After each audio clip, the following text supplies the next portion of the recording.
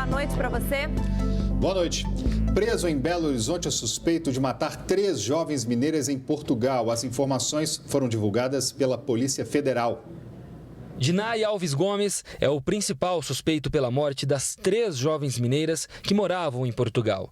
São elas Tayane Mila Mendes, de 21 anos, e as irmãs Lidiana Neves Santana, de 16, e Michele Santana Ferreira, de 28 anos. Hoje pela manhã, a Polícia Federal de Belo Horizonte confirmou que 2 pessoas foram ouvidas e o principal suspeito do triplo homicídio está preso na capital mineira. Ele foi preso no local de trabalho, estava prestando serviço, foi preso no local de trabalho, não houve resistência. É um crime complexo, ocorrido em outro país. A gente está distante do palco dos acontecimentos, mas a gente tem mantido contato, a gente vem em empenho da Polícia de Portugal em esclarecer isso e acredito, há um trâmite necessário, tem que ser respeitado até para dar validade a essas provas. Né? E a gente crê que com essa cooperação internacional a gente trará elementos significativos para a situação do campo. Apesar de ter negado qualquer envolvimento com o crime, o suspeito confessou ter se envolvido com uma das vítimas. A polícia também não divulgou as causas que levaram o suspeito a cometer os assassinatos, mas a relação com o crime de homofobia está praticamente descartada. No final da coletiva de imprensa, muitas perguntas continuam, afinal, o processo segue em segredo de justiça. Para a família das irmãs, a angústia só aumenta, já que os corpos ainda não foram identificados e provavelmente eles não voltam para o Brasil. Os corpos foram encontrados em estado avançado de decomposição em um poço com produtos químicos, em uma espécie de hotel para cães e gatos que fica em Cascais, distrito próximo a Lisboa, local onde Dinay trabalhava e também residia. Por enquanto, só o corpo de Tayane foi identificado com a ajuda de algumas fotos. O seu pai, após saber que não teria apoio do Itamaraty, praticamente desistiu de trazer o corpo da jovem. Ele é um funcionário, a gente não culpa ele jamais, mas é o sistema, né, do governo. Falar que faria o enterro em Portugal, fotografaria o enterro de Portugal, identificava o cemitério lá onde ela ia ser enterrada, mandaria a foto para a família que amanhã ou depois, se a família fosse a Portugal, sabia onde que a filha está enterrada. É um absurdo, né? Uma proposta dessa, né? Já a mãe das garotas segue fazendo campanha na internet para conseguir 20 mil euros, o que daria algo em torno de 60 mil reais para trazer os corpos das filhas de volta ao Brasil. Se confirmado o triplo homicídio, o suspeito pode pegar até 99 anos de prisão. E caso a gravidez de Michele também seja confirmada, Dinay também responderá por aborto e sua pena pode aumentar em 10 anos. A Polícia Federal de Belo Horizonte e a Polícia Portuguesa continuam as investigações. Que agonia esse caso, né? A Fundação Ezequiel Dias investiga se a morte de um menino de 10 anos na madrugada desse domingo está relacionada à febre maculosa. A gente conversa ao vivo agora com a repórter Luciana Viana, que tem as informações. Boa noite para você, Luciana. A criança teria passeado pelo Parque Ecológico da Pampulha, é isso? Exatamente, é isso mesmo, Gisele. Boa noite a todos. A morte da criança de 10 anos, segundo a Secretaria Municipal de Saúde, tem como suspeitas doenças relacionadas à febre hemorrágica, como dengue, leptospirose e ainda febre maculosa. Materiais biológicos do garoto foram coletados e enviados para a Fundação Ezequiel Dias, que vai dar um diagnóstico. Lembrando que em 2014, Gisele, um jovem de 20 anos morreu vítima de febre maculosa e causou preocupação, né, aos frequentadores do Parque Ecológico da Pampulha, aqui na capital, pois a doença ela é transmitida pelo carrapato estrela, encontrado em alguns animais, entre eles as capivaras. E o garotinho que morreu neste domingo, 10 anos, ele teria frequentado o parque. Esse ano houve 15 casos suspeitos de febre maculosa aqui na capital, mas nenhum foi confirmado, ainda segundo a Secretaria Municipal de Saúde. Vamos aguardar, então, o laudo da Fundação Ezequiel Dias. Pois é, obrigado pelas informações, Luciana. Está aí a foto do garotinho que morreu. As informações iniciais dão conta de que ele morreu de febre maculosa. Um áudio circulou hoje na internet dizendo que a família confirmava, né, que ele tinha ido lá no local. E é uma história, obviamente, que ainda precisa de muita atenção da prefeitura, naturalmente, essas capivaras da região da Pampulha. A gente sabe que os animaizinhos estão lá, a Sociedade Protetora de Animais diz que tem que ser bem tratados e tudo, mas eles estão soltos. Ali estão soltos e há, sim, um foco de carrapatos na região do parque ali, e isso causa certamente risco à vida de muita gente. 2 agências bancárias foram alvos de ladrões na madrugada de hoje, no sul de Minas. A polícia foi chamada e houve troca de tiros na fuga dos criminosos. A ação do grupo foi registrada por câmeras de segurança. As imagens mostram o momento em que os assaltantes chegam e param em frente à agência. 4 homens descem do carro e entram no prédio. 3 minutos depois, eles saem. Logo em seguida, vem a explosão. Os bandidos voltam à agência para recolher o dinheiro e entram no veículo. Antes de fugir, um dos suspeitos ainda vira a câmera que gravou a ação. Depois de sair do banco, os criminosos efetuaram diversos disparos pela cidade. Lojas e veículos foram atingidos, mas por sorte, ninguém ficou ferido. De acordo com a polícia, os criminosos fugiram levando uma quantia em dinheiro não revelada. O carro utilizado na fuga foi encontrado momentos depois do crime, próximo à cidade de Machado. As guarnições partiram em rastreamento, vindo no lugar, êxito em localizar um veículo de cor escura próximo a 15 quilômetros da cidade. Dentro desse veículo, aparentemente, se encontravam esses autores, que eram 5 na sua quantidade, e com diversos cartuchos deflagrados dentro desse veículo. Com a explosão, a agência ficou destruída. Moradores, assustados com o crime incomum na pequena cidade de pouco mais de 20 mil habitantes, acompanharam todo o desenrolar da história. A gente fica em pânico, né? Porque não sabe o que está se passando. Nunca aconteceu um negócio desse aqui, né? Então a gente fica meio andado, né? De fato, para falar a verdade, eu estou até agora meio abalado, você entendeu? Que a gente fica, né? A polícia realizou buscas pelos suspeitos, mas sem sucesso. As imagens do crime foram recolhidas e serão usadas para auxiliar na identificação dos criminosos. Já está sendo coletado agora material pela Polícia Civil, câmeras internas, circuito interno, coleta de testemunhas, e a Polícia Civil, com a sua guarnição que já está no local, possivelmente já está atrás de identificação desses indivíduos. Bancários de todo o estado aderiram à greve nacional que começou hoje. Segundo o sindicato da categoria, pelo menos 55 cidades mineiras foram impactadas pelo movimento. De manhã, na capital, quem procurou agências da região central encontrou as portas fechadas. Somente o autoatendimento estava funcionando. Cerca de 28,5% das unidades de trabalho na base de BH e região tiveram as atividades paralisadas. Segundo a entidade, a expectativa é de que haja uma adesão total dos bancários nos próximos dias. A categoria pede reajuste salarial, reposição inflacionária de 5%, antecipação e reajuste na participação dos lucros, além de aumento do piso salarial.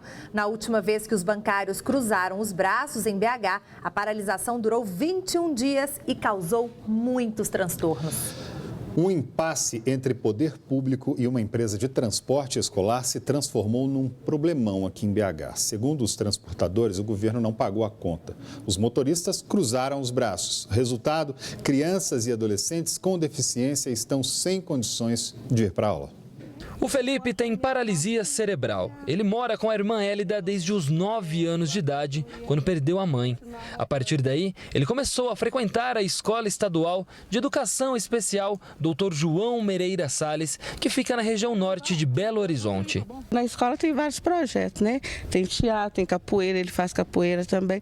Isso ajuda demais. Mas o dia 31 de agosto foi o último que Felipe foi para a escola, já que por bilhete sua irmã foi avisada que o transporte escolar estaria suspenso por tempo indeterminado. Recebi o bilhete, a escola falou que até segunda ordem não tinha retorno nenhum, que dia que ia voltar. De repente, de um dia para o outro, não deu tempo nem dos pais se organizarem. 6 ônibus como este e uma van que levam 60 alunos com deficiência para a escola pararam. O problema é que a Secretaria Estadual de Educação não está realizando o repasse do dinheiro necessário para o transporte. A dívida atual passa os R$200 mil.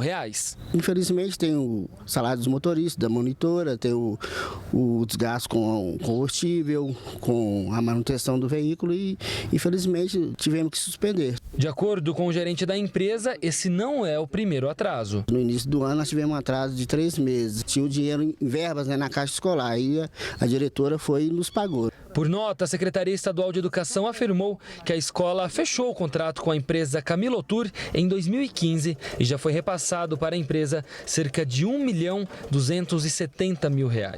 E afirmou que estão faltando R$235 mil, dinheiro que seria referente aos meses de junho, julho e agosto deste ano.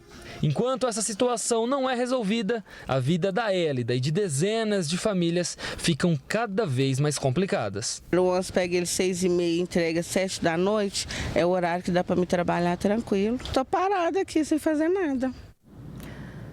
Depois do intervalo tem eleições. Começam hoje as entrevistas com os candidatos que não participaram do debate promovido pela Band Minas.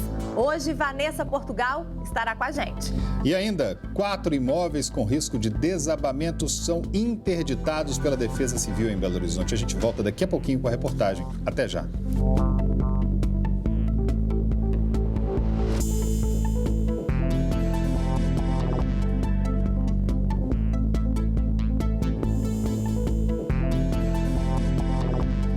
Eleições 2016. O jornal Band Minas faz nesta semana uma série de entrevistas com candidatos à prefeitura da capital. Os convidados foram Vanessa Portugal, Eros Biondini e Maria da Consolação, os 3 que não participaram do debate promovido pela Band Minas no último dia 30. O tempo de entrevista é de 5 minutos. A ordem de participação foi definida em sorteio com representantes de cada candidato.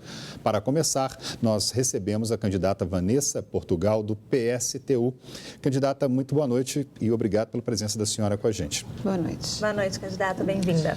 E eu vou começar fazendo a primeira pergunta para a senhora, a mesma pergunta que eu fiz no debate aqui da Band aos candidatos que aqui vieram, que foi a pergunta seguinte: por que a senhora acredita que merece ser prefeita de Belo Horizonte? A senhora tem a partir de agora 5 minutos com a gente. Nós acreditamos que é necessário que tenha na cidade administradores que administrem para a maioria da população e que não estejam atrelados às grandes empreiteiras, às empresas de transporte. É essa a trajetória do PSTU e é essa a trajetória que eu tenho tido nos últimos anos que disputei as eleições.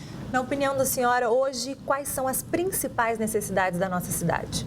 O principal problema de Belo Horizonte é o mesmo do país, a imensa desigualdade social causada por uma distribuição de renda inexistente. Isso faz com que as escolas públicas sejam de qualidade que deixam a desejar, a saúde seja completamente precarizada, o sistema de transporte de Belo Horizonte atende aos interesses das empresas, mas não atende ao interesse da população e não há nenhum programa de moradia. A combinação disso gera uma divisão na cidade entre aqueles que têm direitos e aqueles que ficam à margem.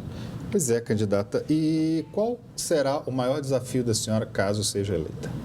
Mobilizar o conjunto dos trabalhadores da cidade para que a gente possa enfrentar o grupo de grandes empresários que hoje dominam a cidade de Belo Horizonte. Certo, candidata. A senhora já disputou a eleição várias vezes, não é isso? A senhora mais uma vez está insistindo, vai tentar de novo, né? Vou tentar quantas vezes for necessário. Nós acreditamos no programa que nós apresentamos. As coisas que nós temos dito nas últimas eleições estão se comprovando agora na realidade. Nós sempre dissemos que havia o financiamento por parte das grandes empresas no processo eleitoral e que elas cobravam em troca benesses do Estado. Isso se confirmou nessa eleição. Então, a nossa luta contra isto permanece. Em relação à saúde, o que você pretende fazer? Primeiro, é importante que a gente trave uma luta contra as medidas que estão no Congresso Nacional para serem aprovadas. Todo prefeito tem que se manifestar com relação a isto, porque se forem aprovadas as medidas que estão no Congresso, apresentadas pelo governo Dilma e incorporadas pelo governo Temer, as prefeituras não terão condição de aplicar recursos na saúde e na educação. E aí sim é necessário ampliar os recursos e, fundamentalmente, contratar mais pessoas para trabalhar, desde médicos a pessoas que compõem as equipes básicas de atendimento à saúde. Candidata, a gente ainda tem 2 minutos minutos e 40 segundos ali. Vamos fazer mais uma pergunta para a senhora agora relacionada à segurança pública. O que a senhora pretende fazer em relação à segurança pública na nossa capital? É importante que as pessoas entendam que o problema de segurança pública tem que ser atacado via diminuição da desigualdade social. Não adianta condenar milhares de pessoas à miséria absoluta e dizer para elas que enquanto o deputado vota que ele vai ter assistência à moradia e rouba do povo o dinheiro para pagar a sua casa, as pessoas são condenadas a viver na periferia da cidade sem ter sequer onde morar. Se não existe uma diminuição da desigualdade social, não tem como diminuir a violência. Então, esse é o centro e a principal foco de atuação que uma prefeitura tem que ter, e não aumentar a polícia. A polícia é foco de mais violência, não para diluir a violência. Em relação à nossa mobilidade, está difícil andar em Belo Horizonte hoje. Qual que seria aí a sua proposta para essa questão? Bom, a prefeitura tem que ter uma luta real para que o metrô venha para Belo Horizonte. Para isto, tem que ter coragem de lutar contra os empresários que dominam o transporte coletivo de massas da cidade. E metrô público, porque entregar o metrô para a iniciativa privada também não resolve a situação. Nós estamos propondo uma luta com relação ao metrô e estamos propondo estatizar, criar uma empresa municipal de transportes para que hoje o dinheiro que é destinado ao lucro dos empresários seja revertido em qualidade e na redução das passagens. Certo, candidata. Agora a gente já tem 1 minuto e 10 segundos para uma última resposta da senhora sobre acessibilidade. Vamos falar sobre acessibilidade na nossa capital, que está sendo muito difícil para as pessoas, né? Na verdade, Belo Horizonte é uma cidade que exclui os seus diferentes, exclui as pessoas com deficiência, e isso se dá tanto desde o elemento mais básico, como nas escolas, que o processo de inclusão é absolutamente inexistente, como na cidade como um todo, né? Existem pouquíssimos espaços para que os deficientes tenham acesso na cidade, tanto no que diz respeito ao transporte coletivo, quanto ao acesso aos espaços públicos. E não é uma coisa difícil de resolver, basta ter um olhar para isso. Tem mais 30 segundos ainda, candidata. Bom, a gente queria fazer um chamado às pessoas, é o que nós estamos chamando nas nossas curtíssimas vinhetas, que lute. Vote em nós, mas lute conosco para que a gente possa mudar a nossa cidade. Queremos aqui agradecer a presença aqui na Band, lamentar a nossa ausência no debate. Achamos que essa não é a melhor postura, mas agradecemos o espaço que temos aqui agora. Tá certo, candidata. Obrigada, viu, pela sua participação. É isso aí. Depois do intervalo, tem a corrida pela aposentadoria. E ainda, vazamento de água provoca interdição de 4 casas em BH. Moradores disseram que a terra chegou a tremer. A gente volta com as informações daqui a pouquinho. 4 imóveis foram interditados no bairro João Pinheiro, região noroeste de Belo Horizonte. Segundo a Defesa Civil, o motivo foi um vazamento na rede de água que comprometeu as estruturas das casas. Moradores disseram que a terra chegou a tremer e o asfalto afundou na rua Frei Luiz Souza. Parte dos imóveis com risco de desabamento será demolida. Desde ontem, técnicos trabalham para reparar os danos na tubulação. O trânsito está interditado na área. A Defesa Civil ainda avalia se os moradores poderão voltar para casa. Com a inauguração prevista para dezembro, as obras do Terminal 2 do Aeroporto Tancredo Neves, em Confins, estão chegando na reta final. A concessionária que administra o aeroporto espera aumentar a capacidade de atendimento para 22 milhões de passageiros ao ano. A obra de ampliação estava prevista para ser entregue em abril deste ano, porém um atraso no processo de licenciamento da unidade, segundo a administradora do aeroporto, acabou prorrogando a conclusão das obras para o próximo mês de dezembro. Em um espaço de 49 mil metros quadrados de área construída, o Terminal 2 vai contar com mais 17 pontos de embarque, 6 esteiras para passageiros, 9 escadas rolantes, 18 elevadores e mais 1.800 vagas de estacionamento que se somam às 2.500 já existentes. Outra facilidade para o usuário é a possível queda no preço do lanche, já que haverá um número maior de lojas no espaço, além do melhor fluxo com a saída dos táxis e ônibus, que ganham lugares específicos para estacionar. O acesso ao novo terminal foi construído em 2 níveis, para facilitar o embarque e o desembarque de passageiros. Outra novidade é a reutilização da água de chuva para banheiros e limpeza, além do aproveitamento da luminosidade natural. O aeroporto opera no limite enquanto o Terminal 2 não é inaugurado. Com capacidade para 10 milhões de passageiros, ano passado o aeroporto recebeu 11 milhões. Por isso a ampliação tornou-se urgente, mesmo que corra o risco de ficar ociosa pelos próximos anos. Ainda há o Terminal 3, o conhecido puxadinho, que será desativado no fim do ano. Para ele, ainda não há uma definição. Com os terminais 1 e 2, Confins terá capacidade para 22 milhões de passageiros por ano. Nós estamos projetando para em torno de 2022 chegarmos a 22 milhões de passageiros. Então já vamos ter uma infraestrutura adequada, uma infraestrutura disponível do terminal para chegarmos aos 22 milhões de passageiros. Com a nova estrutura, a intenção é atrair novos pousos e decolagens. Os pedidos de aposentadoria dispararam nas agências do INSS na nossa capital. O motivo é a possibilidade de mudanças na Previdência. Está todo mundo com medo da reforma. Inácia Soares. Você chega para trabalhar e descobre que mudaram sua mesa de lugar. Ou vai tomar o ônibus e percebe que o ponto passou para a rua de cima. Mudança é uma coisa que incomoda. E agora, lá vem a maior mudança de todas, que atende pelo nome de reforma da Previdência. Ninguém quer ver a sua aposentadoria ficar mais distante e por isso tem gente correndo para entrar com os papéis. Mas nem precisa, porque trata-se de direito adquirido. A mudança maior será para quem está hoje na faixa dos 50 anos de idade. Esses terão que trabalhar mais alguns anos antes de se aposentar. E é fácil entender porque ninguém quer a reforma da Previdência. É porque sempre queremos o melhor para nós. É bem humano isso, mas nada coletivo. O melhor para nós é que a Previdência tenha dinheiro para nos pagar. E para isso as regras terão que mudar. O ideal mesmo seria precisarmos menos da Previdência e tomarmos mais providência ao longo da nossa vida profissional. Certa vez eu conheci um senhor que tinha adotado uma regra de ouro para as finanças pessoais. Ele guardava 20% de tudo que ganhava e era bem pouco, mas deu certo. Criou todos os 11 filhos com faculdade e casa própria. Eu gosto de pensar que a boa mudança é a que depende mais de mim do que do outro. Um menino que foi atendido em uma unidade de saúde da capital foi morto por espancamento. Luciana Viana, os investigadores já têm algum suspeito? Sim, Gisele, já tem, seria o próprio padrasto da criança. A Polícia Civil concluiu que o menino de 5 anos que foi levado para a unidade de pronto atendimento oeste da capital pelo próprio padrasto na última quinta-feira morreu por espancamento. Michel Teixeira Santos, de 23 anos, foi preso em flagrante. A polícia também apontou hemorragia no tórax e na cabeça da criança, além de ter sido violentada. Em depoimento hoje, o homem confessou as agressões, mas negou o abuso sexual. Há 9 meses, ele morava com a mãe da criança, que tem outros 2 filhos, de 9 e 10 anos, e está grávida de 7 meses.